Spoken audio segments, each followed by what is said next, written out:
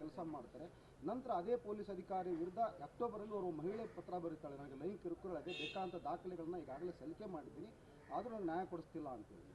ಅದನ್ನು ನಾನು ಕಮಿಷನರ್ಗೆ ಮತ್ತು ಹಿರಿಯ ಅಧಿಕಾರಿಗಳಿಗೆ ಅವ್ರ ಹತ್ರ ವರದಿ ತಗೊಳ್ತೀನಿ. ಅದ್ರ ಬಗ್ಗೆ ಏನು ನಡೆದಿದೆ ಅಂತೇಳಿ ವಿಚಾರ ಮಾಡ್ತೇನೆ.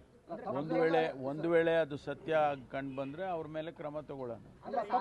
ಅವರೇ ಹೇಳ್ತಾರೆ ಸರ್, ನಾವು ಏನು ತಪ್ಪಾಗಿಲ್ಲ, ಯಾವುದೇ ರೀತಿಯ ಇಲ್ಲಿ ಏನೂ ಆಗಿಲ್ಲ ಅಂತ ಹೇಳ್ತಾರೆ. ಮತ್ತು ರೂಲ್ ನಂಬರ್ಸ್ ಅವರೇ ಕೊಟ್ಟು ಬರ್ತಾರೆ ಸರ್, ತಪ್ಪಾಗಿಲ್ಲ ಅದೇ ವಿಚಾರ ಮಾಡ್ತೀನಿ. ನೀವು ಹೇಳಿದ್ದು ಒಳ್ಳೆಯದಾಗಿದೆ ಸರ್, ವಿಚಾರ ಮಾಡೋಣ. ಮಂತ್ರಿಮಂಡಲದಲ್ಲಿ ಸಮಂಜಸ ಇದೆ, ಎಲ್ಲರಿಗೂ ಹೊಂದಾಣಿಕೆ ಸರಿ ಇದೆ. ಯಾಕಂದ್ರೆ ಈ ಸಿಟಿ ವಿಷಯದಲ್ಲಿ ಕೆಲವೊಂದು ತಮಗೆ ಗೊತ್ತಿಲ್ಲ ಅಂತ ತಾವು ಹೇಳ್ತೀರಿ, ಇನ್ನೊಂದು ಬೇರೆಯವರು ನಿಮ್ಮ ಇಲಾಖೆ ಬೇರೆಯವರು ಹಸ್ತಕ್ಷೇಪ ಮಾಡ್ತಾ ಇದ್ದಾರೆ.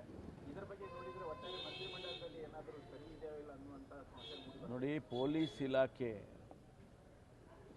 ಬಹಳ ಜವಾಬ್ದಾರಿಯುತವಾದಂಥ ಇಲಾಖೆ. ಪೊಲೀಸ್ ಆದೇಶಗಳನ್ನು ನಡಿಬೇಕಾದ್ರೆ ಇಲ್ಲ ಮುಖ್ಯಮಂತ್ರಿಗಳ ಆದೇಶ ಮಾಡಬೇಕು, ಇಲ್ಲ ಗೃಹ ಸಚಿವರ ಆದೇಶ ಮಾಡಬೇಕು. ಬೇರೆ ಯಾರೇ ಆದೇಶ ಮಾಡಿದರೂ ನಮ್ಮ ಅಧಿಕಾರಿಗಳು ಯಾರೂ ಕೂಡ ಆ ಆದೇಶಗಳನ್ನು ಪಾಲಿಸೋದಕ್ಕೆ ಹೋಗೋದಿಲ್ಲ.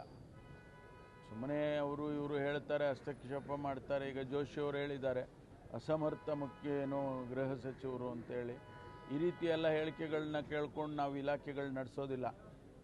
ಕಾನೂನಿದೆ, ಆ ಕಾನೂನಿನ ಚೌಕಟ್ಟಿನಲ್ಲಿ ನಾವೇನು ನಡೆಸಬೇಕೋ ಅದನ್ನು ನಡೆಸ್ತೇವೆ. ಯಾವ ಅಸಮರ್ಥತೆ ಇದರಲ್ಲಿ ಯಾವುದೂ ಕಾಣೋದಿಲ್ಲ. ಸರ್, ಹುಬ್ಬಳ್ಳಿ ಧಾರವಾಡ ಜನ ಹೊಸ ಕಮಿಷನರ್ ಬಂದ ಮೇಲೆ ಸಾಕಷ್ಟು ನಿರೀಕ್ಷೆಗಳನ್ನು ಇಟ್ಕೊಂಡು ಅವೆಲ್ಲವೂ ವಿಷಯ ಆಗಿವೆ. ಮರಳು ಲಾರಿಗಳು ಹೆಚ್ಚಿಗೆ, ಇಸ್ಪೇಟ್ ಅಡ್ಡಿಗಳು, ಹವಾಲಾದಂದೆ ಯಾವುದೂ ಸಹ ಇಲ್ಲಿ ಅಂತ ಕೈ ನಾನು ಅದನ್ನೆಲ್ಲ ರಿವ್ಯೂ ಮಾಡ್ತೇನೆ. ಹಾಗಿದ್ರೂ ಬಂದಿದ್ದೇನಲ್ಲ, ನಾನು ರಿವ್ಯೂ ಮಾಡ್ತೇನೆ. ಅದರಲ್ಲೇನು ತಪ್ಪುಗಳು ಕಂಡು ಬಂದಿದ್ರೆ ಅದನ್ನ ಸರಿ ಮಾಡೋಣ. Thank you sir.